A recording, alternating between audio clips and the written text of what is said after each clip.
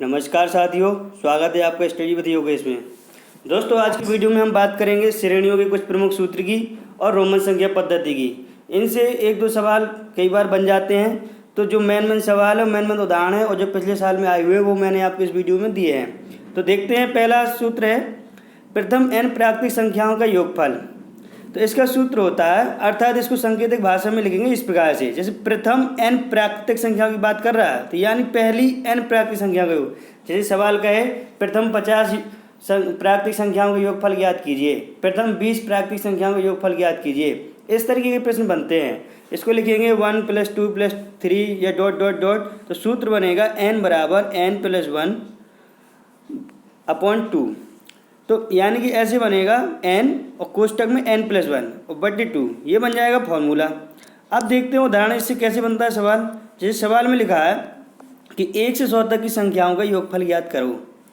तो हमने लिखा 1 से 100 तक की, तो 1 2 3 योगफल ज्ञात करना, तो बीच में प्लस का चिन्ह लगा दिया और ... 100 तक लिख दिया। अगर 50 तक बोलता ... 50 तक कर देते। 20 तक की बोलता तो हम इतना ध्यान रखना कि प्रथम n प्राकृतिक संख्याओं की बात करें। जब प्रथम, ऐसा नहीं कि 20 से पूछ दे, कहीं से कह दे कि 50 से 100 तक की संख्याओं का योगफल ज्ञात कीजिए, आप इस सूत्र का प्रयोग नहीं कर सकते हैं। सिर्फ प्रथम संख्याओं का योगफल ज्ञात करना है। तो 100 की बात कर रहा है तो यहाँ n बराबर हो गया 100। अगर 50 की बात करते तो n बराबर हो जाता 50। अब यहाँ n बराबर हो गया 100, हमने फॉर्मूला लगाया, ये n = n + 1/2। इस फॉर्मूले में रख दिया n का मान। n का मान है अपना 100, तो 100 और कोष्टक में 100 + 1/2।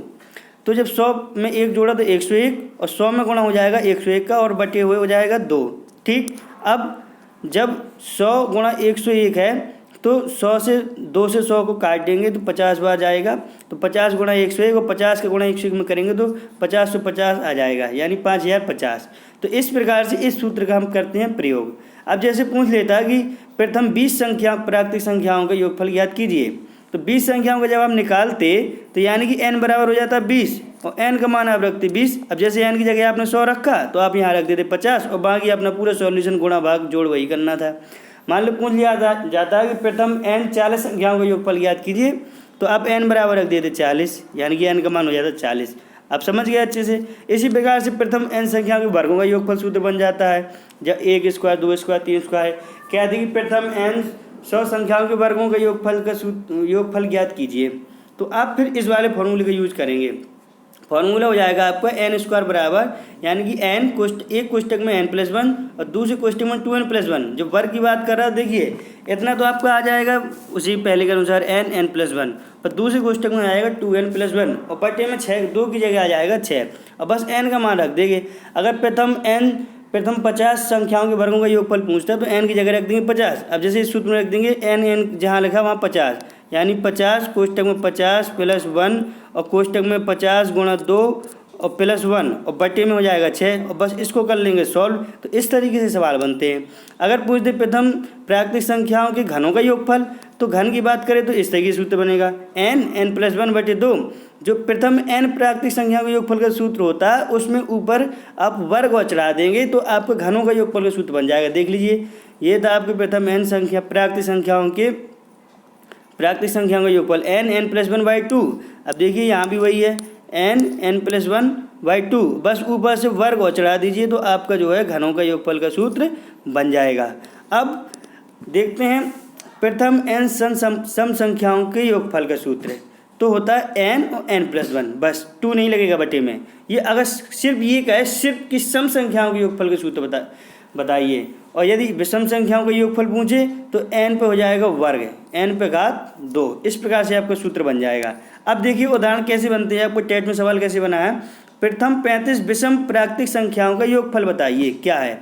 तो प्रथम 35 विषम संख्याओं की बात कर रहा है, प्रथम 35 विषम संख्याएं, ये ध्यान रखिए। तो बस आपने देखिए विषम संख्याओं का योगफल का सूत्र ये रहा n², तो बस आपने फॉर्मूला लगाया n², ये रहा आपका प्रथम n विषम संख्याओं का योग बराबर हो जाएगा n²। अब प्रथम 35 विषम संख्याओं का योग n² है तो n का मान 35 है, क्योंकि कह रहे 35 संख्याओं का निकालिए। अगर वो कहता 40 का तो n का मान 40 हो जाता है, अगर कहता 80 का तो n का मान 80 हो जाता है। तो हम n की जगह रख देंगे 35, 35 का वर्ग निकाल लेंगे, आ जाएगा 1225 और प्रथम 35 विषम संख्याओं का योगफल आपका आ जाएगा 1225। ये हो जाएगा आपका आंसर। इस प्रकार से आपको टेट में बनते हैं सवाल। अब दोस्तों एक नए टॉपिक की बात करते हैं, रोमन नंबर। रोमन संख्या से सवाल बन जाते हैं, कई बार बन जाते हैं और आए हुए हैं पिछले सालों में। अभी दिखाऊंगा आपको कौन से सवाल आए हैं। तो देखिए रोमन बारे में कुछ तो पहले आप जान लीजिए जानकारी। कुछ नियम होते हैं इसके, ठीक है। हम जो है अपनी हिंदू अरेबिक पद्धति में रोमन संख्या का प्रयोग नहीं करते। क्यों नहीं करते आप जानते हैं? क्योंकि हम इसके स्थानीय मान नहीं निकाल सकते हैं। आपको जो है पेडागोगी मैथ में पढ़ाया है, यदि आपने वीडियो नहीं देखा तो देख लीजिएगा, आपको यहाँ लिंक मिल जाएगा डिस्क्रिप्शन में, ठीक है। बहुत अच्छे से पढ़ाया है। तो टेट में सवाल बन जाता है कि हम जो है हिंदू अरेबिक संख्या का प्रयोग क्यों नहीं करते हैं। तो उसका एक कारण ये है कि हम उसकी जो है नहीं निकाल सकते स्थानीय मान, ठीक है। अब देखते हैं इसके नियम।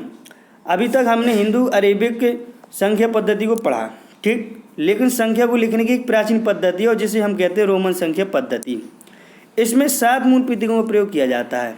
कितने प्रतीकों का? 7। प्रश्न पूछ लिया जाता है रोमन संख्या में कितने मूल प्रतीकों का प्रयोग किया जाता है, तो 7। अब देखिए वो प्रतीक कौन कौन से हैं। तो देखिए ये रोमन के हैं, ये हिंदी के हैं। तो जैसे फर्स्ट हमको 1 लिखना है तो ऐसे लिखते हैं, और ठीक है ये रोमन का हो गया। और हिंदी में लिखते हैं ऐसे, हिंदी या अंग्रेजी में। और 5 को लिखते हैं ऐसे, एक्स को लिखते हैं 10। यानी कि जो हम रोमन पद्धति लिखते हैं वो अंग्रेजी के अक्षरों का प्रयोग करते हैं, उसमें कैपिटल अक्षरों का। 50 को लिखते हैं एल, 100 को लिखते हैं सी, 500 को लिखते हैं डी और 1000 को लिखते हैं एम। अब दोस्तों आप भूल जाते हैं तो इसको क्रम से याद रखिएगा। देखिए फर्स्ट और 5 तो आपको याद होगा कि ए को बी, फिर एक्सएल और सी डी एम। यानी कि एक्सएल साइज की आप साइज खरीदते हैं तो एक्सएल, सी और डीएम तो सब जानते होंगे, डिस्ट्रिक्ट मजिस्ट्रेट। तो इस क्रम में याद रखिएगा तो आपको याद हो जाएगा कि एक्सएल यानी कि 10, 50, 100, 500, 1000, एक्सएल, सी और डीएम, बस इतना याद रखिए। तो ऐसे संकेत आपको याद क्रम से बने रहेंगे। अब देखिए इनके नियम क्या होते हैं। यदि किसी रोमन संख्या के ऊपर बार का चिन्ह लगा हो, बार का मतलब होता है जैसे 1000 लिखा है और 1000 के ऊपर ऐसे चिन्ह लगा है, 10 लिखा है 10 के ऊपर ऐसे चिन्ह लगा है, ये बार का चिन्ह कहलाता है। जैसे 2 लिखा है 2 के ऊपर बार का चिन्ह लगा है, ये कहलाता है आपका बार का चिन्ह, ठीक। तो उसका मतलब होता है 1000 का गुणनफल। कहने का मतलब है यदि 2 के ऊपर ऐसे लगा है, यानी कि रोमन संख्या में ऐसे लिखा है, ये आपका इस प्रकार से ये ऐसे लिखा है और इसके ऊपर लगा है बार का चिन्ह, तो इसका मतलब है कि 2 का गुणा 1000। समझ गए बात को? देखिए अब जैसे x पे बार लगा है, x पे बार, ठीक। तो इसका मतलब हुआ 10 का गुणा 1000 में, क्योंकि x का मतलब होता है 10, ठीक, और बार का मतलब होता है 1000 का गुणा, तो 1000 गुणा कर देंगे इसमें। जैसे l पे बार लगा है, मान लो l पे बार लगा है ऐसे, l पे बार का मतलब हो जाएगा आपको 50 गुणा 1000। अब समझ गए क्लियर? ये इसका नियम है। कुछ और नियम देखते हैं। यदि कोई प्रतीक दोहराया जाता है तो उसके मान को उतनी ही बार जोड़ देते हैं जितनी बार भी दोहराया जाता है। अब देखिए जैसे कि लिखा है 3 को 3 लिखना है हमने, तो इसको दोहरा दिया, तहरा दिया, ठीक। फर्स्ट को ही 3 बार लिख दिया तो इसका मतलब होता है 3। अगर 2 लिखा, ऐसे लिखा 2 डंडे, इस प्रकार से 2 आई बने हैं तो इसका मतलब 2। अब जैसे x लिखा है 2 बार, तो x का मतलब होता है 10 और दूसरे x का मतलब होता है 10, तो 10 हो जाएगा 20। हमें 20 लिखना है और 30 लिखना है तो 3 बार x लिख देंगे। लेकिन साथ ही एक बार याद रखना, रोमन संख्या में किसी भी अंक को 3 बार से ज़्यादा नहीं लिखते हैं, ठीक है ना। अब केवल एल एक्स सी एम को ही दोहराया जा सकता है। एल को हम 3 बार लिख देंगे तो एल का मतलब होता है 50, फिर 50, फिर 50, तो इसका मतलब हो जाएगा 150। अब देखिए एक्स को लिख देंगे अगर 3 बार तो क्या मतलब हो जाएगा इसका, एक एक्स का मतलब होता है 10, तो 30, 3 एक्स का मतलब हो जाएगा 30। ऐसे सी लिख देंगे 3 बार, ऐसी एम लिख देंगे, ठीक। लेकिन वी, एल और डी को नहीं दोहराया जाता, ये नियम याद रखिए। ऑप्शन बन जाता है कौन सी रोमन संख्या के अंकों को नहीं दोहराया जाता है, तो आप याद रखिए वी, एल, डी। और किसको दोहराया जाता है तो एल एक्स सी एम, लक्ष्य से ऐसे याद रखिए, लक्ष्य। तो ऐसे साथ ये आपको याद बना रहेगा, एल एक्स सी एम। इनको दोहरा सकते हैं, तहरा सकते हैं, सिर्फ 3 बार ही लिख सकते हैं और 3 बार से चौथी बार नहीं लिख सकते हैं, ठीक। अब देखिए चौथा नियम है, किसी भी प्रतीक को 3 बार से अधिक नहीं दोहराया जा सकता। वही हमने आपको बताया ना, जैसे एग्जाम्पल में देखिए, अब फर्स्ट 3 बार लिखेंगे तो इसका मतलब 1 + 1 + 1 यानी कि 3। अब x 3 बार लिख देंगे यानी कि 10 यानी कि इसका मतलब हो जाएगा 30। अब देखिए सी को 3 बार लिख देंगे तो इसका एक सी का मतलब 100, दूसरे सी का मतलब 100, तीसरे सी का मतलब 100, टोटल हो जाएगा 300। अब ऐसे एम का मतलब होता है 1000, 3 बार लिख देंगे 3000। लेकिन आप सोचें आपको 4000 लिखना है तो 4 एम लिख दें, नहीं, ये गलत हो जाएगा। इसीलिए 3 बार से ज़्यादा नहीं लिख सकते हैं, ठीक। तो किसको दोहरा सकते हैं, एल एक्स सी एम को, और किसको नहीं दोहरा सकते हैं, वी, एल और डी को। वी होता है आपका 5, एल होता है 50, ठीक, और डी क्या होता है 500, एम क्या होता है 1000, ठीक।